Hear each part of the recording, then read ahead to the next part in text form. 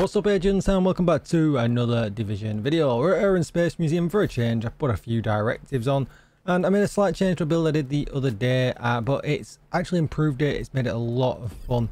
And I decided to come away from Companion. Before we get started though, be sure to like, share, comment and subscribe. Come on over to Twitch and hit follow because I'm going to be streaming live on the later. And that's enough of that. Let's get started. So, if you've not already guessed it, if you're not a regular to the channel, I posted the True Patriot build and it was so much fun seeing True Patriot again with the St. Elmo. I had an absolute blinder of a time and it was just great. And turns out that actually using Companion, because it's all shiny and new at the moment on the chest anyway, wasn't really the way to go. Not for me anyway. So I went back to an old favourite that I'm using right now, and as you can see, it's absolutely great. Not that much action at the moment. Hopefully we'll get a bit more action down here.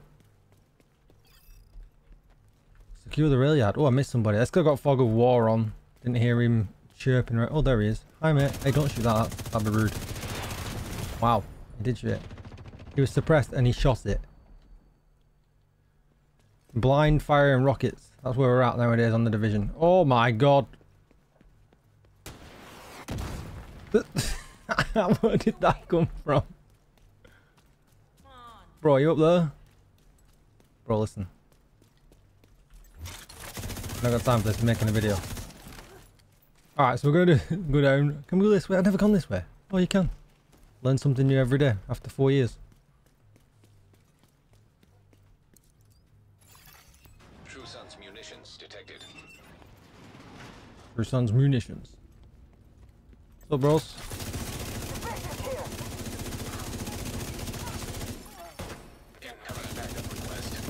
At least it's not rockets, right? Fire.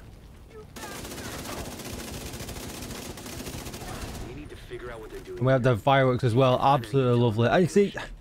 I didn't really pay too much attention to my life and stuff. I don't mind getting myself set on fire. I don't really feel like I'm ever at that kind of risk. I mean, the directive could cause that with the armor, I guess. It's kind of broken. It actually repairs it. Oh, it did do. Sometimes it doesn't. Maybe they fixed it. Let me know in the comments down below. Did they actually fix the directive for the armor? Got some yellows in here. Come on, Elite. See what you got, boys. Not that much.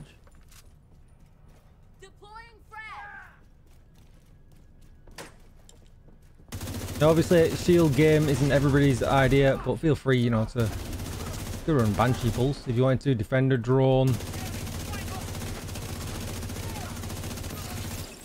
I'm a big fan of the shield. I always have been.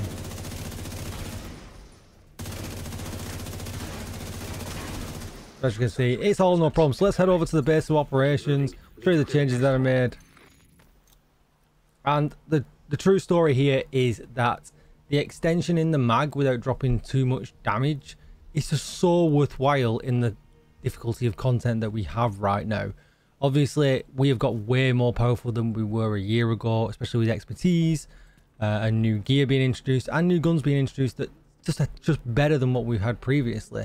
The content in the game hasn't got any harder at the moment, so being able to have less reloads and a bigger mag size is just so good, considering that we can actually up the power of the gun by using expertise. So we're going to gunner, and obviously you're just going to need assault rifle damage. Obviously pick your secondary if you want to as well, or what other builds that you play the most. It's just a shame we can't actually just select all of these. I don't see why. You know, I know they don't want to do the spec revamp now for a while, or if at all. I think it would be really nice if they just let us select all of the weapon damages, but that's just me digressing from the point. So let's take a look at the guns if you didn't already guess what I was using. So really easy here. Get yourself the St. Elmo's engine. You can see I'm expertise level 21. I get that. That's quite a bump in damage, but in reality, even if it was level 2, it would still absolutely smash. Because as I was just saying before, the difficulty in the game hasn't got heroic. Difficulty is nowhere near as difficult as it was over a year ago now. So if you've just got yourself your St. Elmo's, you're new to the game, do not worry that I've got this 21% weapon damage here. You're still going to absolutely slay in these heroic missions. Left these on though because I raid a lot with this build as well. So basically I use that for throwing a grenade on the bosses, because as you can see here, Dealing damage with a grenade applies a mark on the target. The targets with the mark will take 40% more damage to armor. So always worth having that bad boy on. Plus as well, it's pretty good for a secondary, and it's pretty good for building stacks as well if you're using strikers or something like that. We're not using strikers today, but just a great all-round alternative.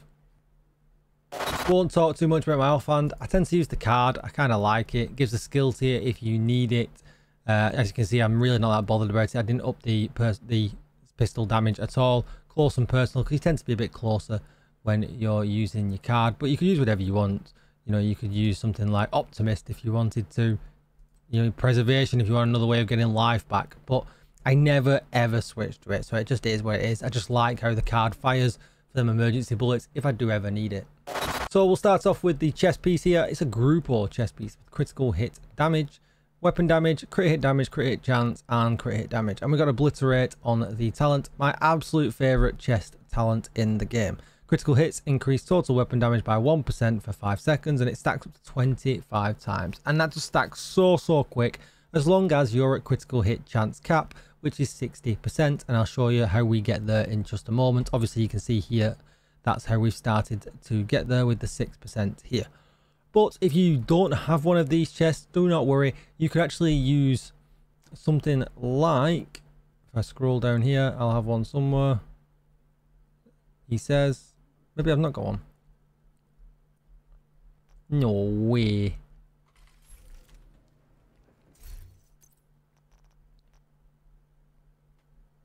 Here we are. You could use a Seska chest if you wanted to.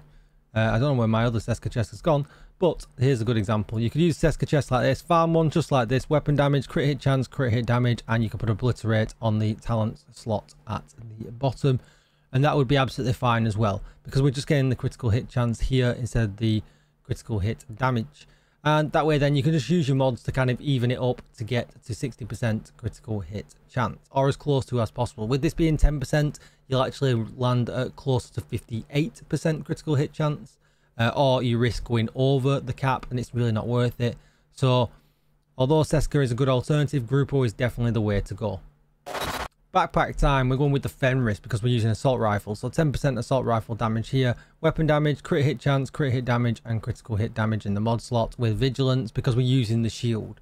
So if you didn't want to use vigilance and you wanted, I would perhaps go with companion and then stick to using the skill, because like I said, the defender drone would work great in that stance or something like that. I just decided I didn't want to actually be too reliant on the skills or too reliant with being close to teammates, and this one was just flat out working all of the time, so this is the way that I chose to go. This obviously could be a group or backpack, and you could have a Fenris chest piece. You can totally mix these up depending on how lucky you get on drops. And then we've got the star of the show, the True Patriot that I was talking about, giving us 30% ammo capacity, 30% magazine size, and that's what really makes the Elmo shine. I had 91 bullets in my gun, and considering how hard we're hitting, that length of magazine is just so valuable in the content right now, and that's just why it makes it an absolute breeze. Now I'm running all red, and I get that not everybody likes to run all red, so feel free to throw 1 blue in, 2 blue in, wherever you feel comfortable, that you feel that when you run a mission, it's not too edgy, it's not too glassy, and you just kind of feel comfortable when you're running the mission.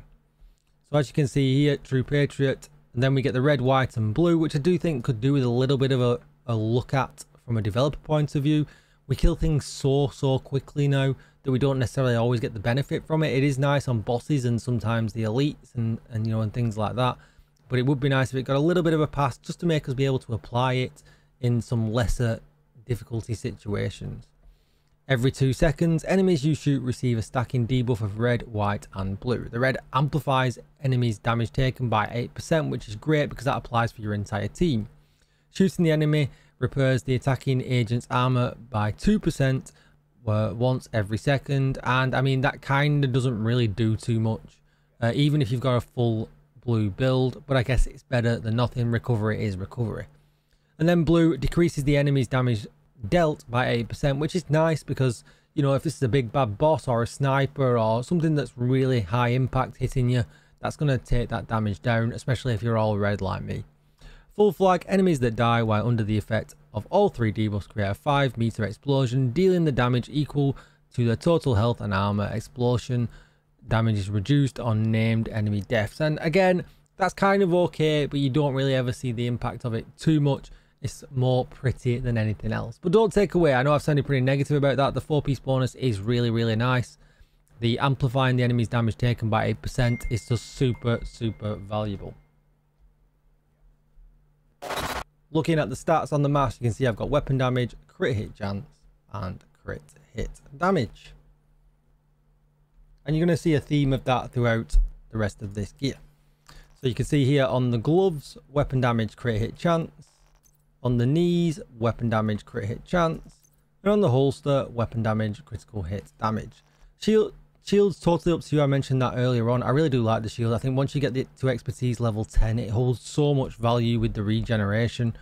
It's just really nice, especially again in heroic content. It's just really, really good. But defender drone, you know, a healing drone, depending if you're going to switch to companion and things like that, are all really good as well. Playing by myself, I'm never without my revive hive. Alright, so if we're going to take a look at the stats for this bad boy, let's have a look. So you can see here I'm exactly 60% critical hit chance and 152% critical hit damage. Now you can push this critical hit damage maybe a little bit higher if you chose to run a group or a Seska combination as well. So there's that to think about, but you wouldn't be at 60% critical hit cap. You'd likely be at 58. So there's something else to think about there. If you know you want to run a different variation, this is the way I've chose to run it because I feel like it's the most consistent. We've got 75% headshot damage as well and 21% health damage because we are running an assault rifle. That's going to be it for the build. There you go. Take another look. If you want to pause the video now or take a screenshot, feel free to come and ask me any questions in my Discord or over on Twitch when I am live later at 7 PM UK time, 2 PM EST. Don't forget to like, share, comment and subscribe, and thank you so much for watching, agents. I will see you all in the next one. Bye bye.